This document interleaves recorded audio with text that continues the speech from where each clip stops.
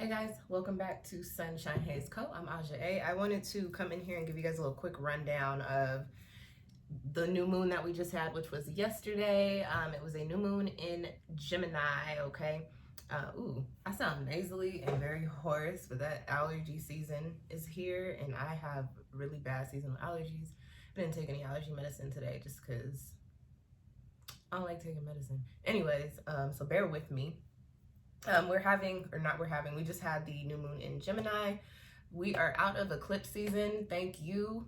I don't know about y'all, but I have a lot of Cancer placements in my chart, so the moon really it'd be going really right or really left for me in this eclipse season. It could be both, could be said about this eclipse season for me, but I was definitely feeling the effects of the left, let me tell you. But yeah, so we just had the mutable spring new moon, which means we are having the last new moon of the springtime. Gemini ends the spring season. Speaking to what a new moon is when we have a conjunction of the moon and the sun. It appears as if the moon is not in the sky. If you have really good eyesight, like I did when I was young, because I wear glasses now. When I was younger, it's so funny because I used to like looking at it, which is, you think about these things and you're like, yo, I've always been a little spiritual individual. I technically was moon gazing when I was younger. I just like to look up at the moon, and I could find it in the sky even when we would have a new moon. But unfortunately, my eyes do not work like that anymore, so I can't see it. I can't see the outline of it anymore. But if you have good eyesight, you probably could see it. But to most people, it appears as if the moon is not in the sky. Energetically speaking, this is when we are feeling refreshed, rejuvenated. There's also a little bit of a mystery lended to the new moon lunar transits as well, okay? In anticipation. It's a good time for manifestation as well, okay? I know there's sometimes some confusion around, like, should you manifest during a full moon or a new moon? I suggest manifesting during a new moon. They start the new cycle, the new lunar cycle. Full moons are typically for release and illumination and figuring things out and cultivation, as opposed to planting the new seeds. At the point of the full moon, you want to be working on the things that you're planting at the start of the new moon. Okay, so this one's in Gemini, the sign of the twins, the lover in tarot. Gemini energy is imaginative. Gemini energy is fun. It is an air sign, so we're also dealing with the energies of communication, intellect, also perspective. Gemini is also very social. On the shadow side, Geminis can be a little aloof. They can be impulsive. Fire and air are known for being impulsive on their shadow when they're operating their shadow energies. Also a little superficial and indecisive, okay? So speaking to this new moon in Gemini, the overall energy is really actually going to be a lot lighter. Again, we just came out of, what's it called? I was like, well, we're not done, but we're coming out of retrograde. Well, we're not coming out of retrograde season, but we're getting ready to end the Mercury retrograde, the second Mercury retrograde of the year. We're coming off of eclipse season, getting ready to wrap up this Mercury retrograde. So, just keeping it real, times have probably been a little rough, tough, and dirty for the past month or so for a lot of people, and we're moving away from that energy now. So this is a time of good, light, positive, fun energy. You're also probably feeling a lot more social, like you want to get up and go out and mix and mingle with people. Just, keep it cute out there, because COVID still exists, and apparently we got monkeypox now too. Just stay safe, my peoples. That's all I could tell you. Wash your hands, wash your ass. I don't know what else to tell you guys. What else? Because Gemini is an air sign, there's also this energy of wanting to take flight, and that could be in a literal sense. You may really be feeling like you want to travel, or travel plans or opportunities to travel may be coming in, or needs to travel may be coming in. This also just means you may be wanting to move around and do something different from what you've been doing recently, or you just may be feeling a little restless. But that is typical of Gemini energy. If you want to get up and move around, you feel like you have a lot of energy during this month, act on it.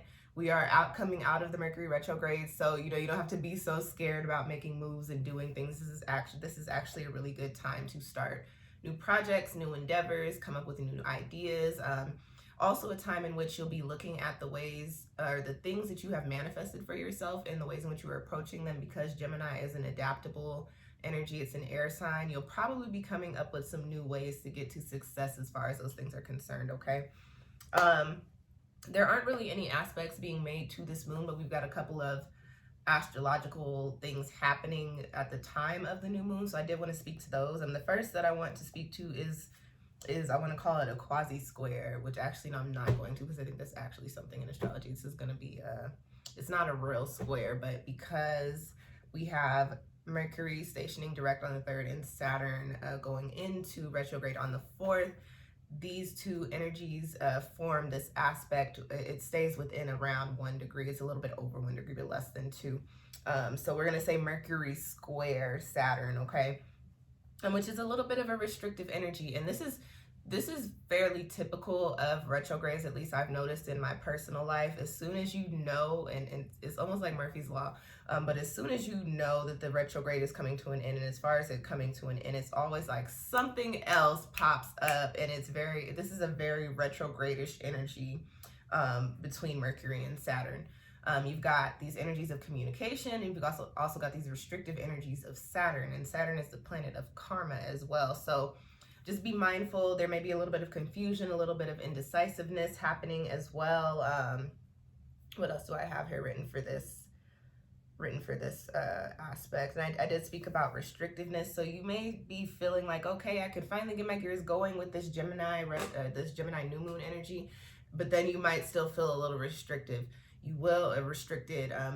This will pass. So don't get too hung up, bent out of shape over it. Just kind of go with the flow, accept things as they are happening, and understand that the wheels are turning. You'll get to where you need to be eventually, and eventually will be a lot sooner than you think, because this is an air season. This is an air sign. We're talking about Gemini here. Gemini does not sit and wait. Gemini jets off in the wind, right?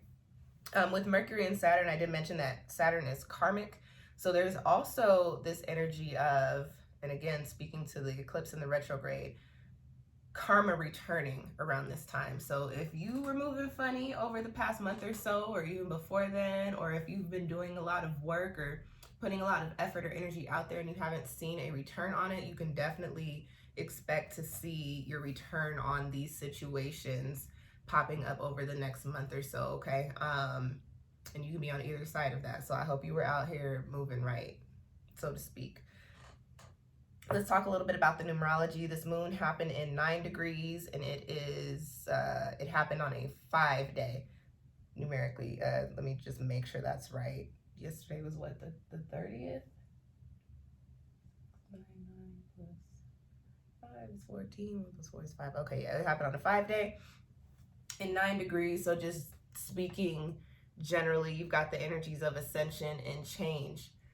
Eclipse season is all about change. So we were working on the things that need to be changed in our lives, and so now we're really hitting the ground running with it, and we're really acting on it and moving on it, and we were gaining clarity on these things coming in for us and making the moves to level ourselves up into those next spaces, those next chapters, those next energies, okay? And that's really all I got as far as all the information goes.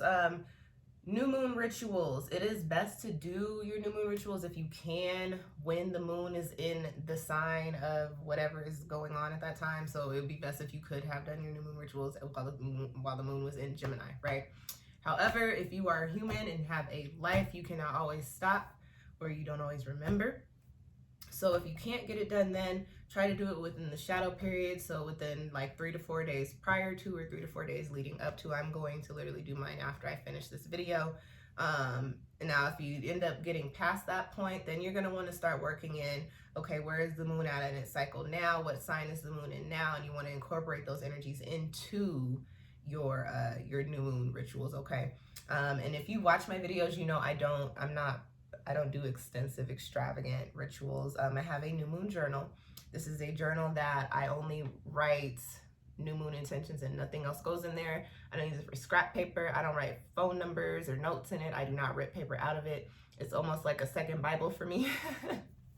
I don't even really put anything on top of it except for my other stones or other like spiritual notebooks. You want to write intentions in there, and your intentions, because we are at the new moon, you want to start them with things like I have, I know, I can, I do. You don't want to speak to things that you want to get rid of. You more so want to speak to things that you want to see come in for you. Again, this is a time of manifestation. I like to incorporate colors and sounds and the elements and all the things into my rituals. So because this is an air moon, you can, if literally keeping it very simple, you just go outside and get some breeze. Literally go write your intentions outside, whatever, under the moon if you can. Even though there's not much light, bring a lamp or go sit underneath the porch or whatever. You can use incense, like light airy smells, like linen would be good to work with. Linen or like cotton would be good to work with now. What else? Or smells that I'm having such a hard time talking, you guys. Or smells that I associate air with the crown chakra. So and that's just me personally. Remember, you need to make your spiritual rituals work for yourself. So I will give you my suggestions. I associate that with the crown chakra. So I also would use like clearing smells or essential oils like peppermint or eucalyptus or something like that. But I really like linen. So I'm probably going to burn some linen incense. I actually don't even have any linen incense. So we'll see. We'll see what happens. We'll see what I end up doing. What else? Colors. Gemini. I like to write with the colors as far as my intentions go. So Gemini is associated with like yellows and like brighter greens. I will probably use yellow. If you guys don't know, I keep the pens and the markers and the highlighters, really the highlighters on deck. I have a thing for highlighters. I don't really know what that's about, but like I love highlighters. I love highlighters. This is random, but I feel like because that popped in my head. You know how hard it is to find purple highlighters? It's very hard to find purple highlighters, you guys. But guess what? I have, this is the purple one, that's pink. I have two purple highlighters.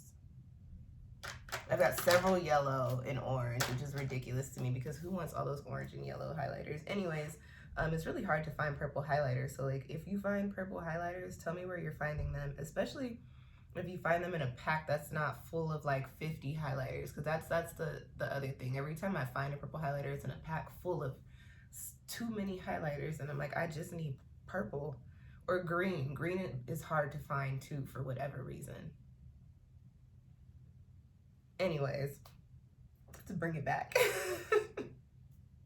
Let's bring it back. Very air sign energy happening there. That was a tangent. You can also incorporate stones into your rituals. I didn't write down any stones. Gemini stones, halite, lemon quartz, yellow jasper. Google is free, but there's 3 for you. Citrine is also it's one of the common Gemini stones. Look up Gemini stones. You can use those. I like to just hold them in my hand when I'm reading my when I am reading my intentions out loud. Speak your intentions out loud. Your words and your thoughts are very powerful. You want to speak them into existence, and you always want to finish them off with some sort of clause. Mine is a little bit longer, but I do always give gratitude. I always reiterate that I want to enforce or reinforce these intentions to actually manifest in the physical, and then I send them up. And that's how I do my thing. And so yeah, that's all I really got for you guys as far as rituals go. Recapping the Gemini new moon, we are getting a reset after eclipse season and starting off the end of the Mercury retrograde, moving away from Mercury retrograde energies. Much lighter positive time, but there's also a couple of things happening astrologically that are going to bring in a little bit of restriction. Oh, you guys, I missed a whole aspect. There's a conjunction between Mars and Jupiter. This kind of combats combats the Saturn and Mercury a little bit. This is a lot more positive. This brings in abundant energy. You've got Mars, which is all about, your courage, your instincts, and the way that you move toward things. And Jupiter is all about growth and expansion. So whatever new projects or things that you put into place during this time, you will have the courage to move forward on them. And there's just generally positive and good, abundant energy that you can put into it available to you. Okay, bringing it back to the recap. So yeah, new projects, new things popping off, feeling more social, really having the courage and the energies needed to start on new things and see them play out successfully in the ways that we want to. we're coming away from eclipse season in this retrograde, so all of the changes that we've come into and the things that we have been learning, we're now in a space where we can apply them and move forward with it, okay? And some of you guys will be doing some travel, or some opportunities for travel will be coming in. People who will be mostly affected by this moon are people with obviously their moon placements in Gemini in 9 degrees. But if you've got a lot of Gemini energy in your chart, 9-degree placements, mutable energy, what else? Am I missing anything? Did I say air energy in your chart? Also, anywhere that you have these placements in your chart, you can expect to see a little bit of transformation come in your life, or see some sort of shifts happening with this lunar transit, okay? Also, if your chart is ruled by the 3rd house, this is definitely going to be a moon for you. And that is all that I got, you guys. Thank you for tuning in. Yeah, if you like this video, sorry, I am sleepy. If you like this video, do me a favor, give me a little thumbs up. If you know any friends or family or anybody that's interested in why can't I talk? If you know people who like astrology, send this video to them so they can know what's popping for this Gemini new moon as far as the energy is concerned, okay? I said share. Subscribe if you're not already subscribed to keep up with free astro and tarot videos and spiritual and wellness videos and holistic things and all the things. And like, comment. If you have any questions or comments, drop them down below. There we go. All right, that's all I got for you guys. Thank you for tuning in. I will catch y'all next time. Peace.